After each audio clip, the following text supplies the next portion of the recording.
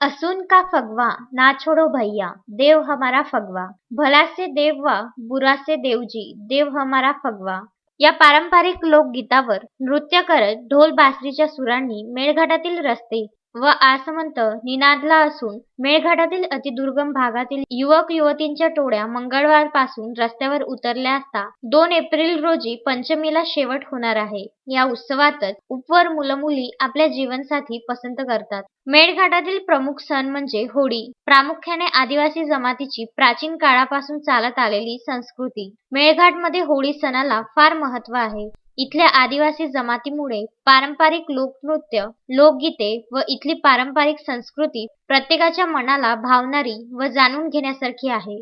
आदिवासींची होळी किमान 5 दिवस चालते. पहिला दिवस हा घरगुती होलिका दहनाचा असतो, तर दुसऱ्या दिवशी संपूर्ण गावात सार्वजनिक होळी उभारतात. ही होळी किमान 30-40 किंवा 50 फूटपर्यंत उंच उभारली जाते.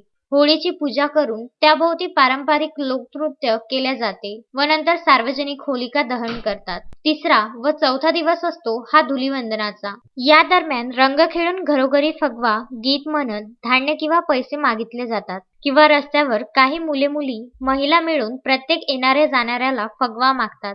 जणू काही हे एक मेळघाटमधील पदकरच आहेत आणि मिळणाऱ्या पैशातून खाऊ किंवा सार्वजनिक जेवणाचे नियोजन केल्या जाते. अशा प्रकारे होळी हा सण मेळघाटमध्ये मोठ्या उत्साहात साजरा केला जातो आणि फगवा हा प्रकार इतरांसाठी नवलाईचा आणि जाणण्यासारखा असतो. यंदा कोरोनाचे सावट फगव्यावरही जाणवले हे मात्र निश्चित. मारुती पाटणकर, विदर्भ न्यूज, चिखलदरा.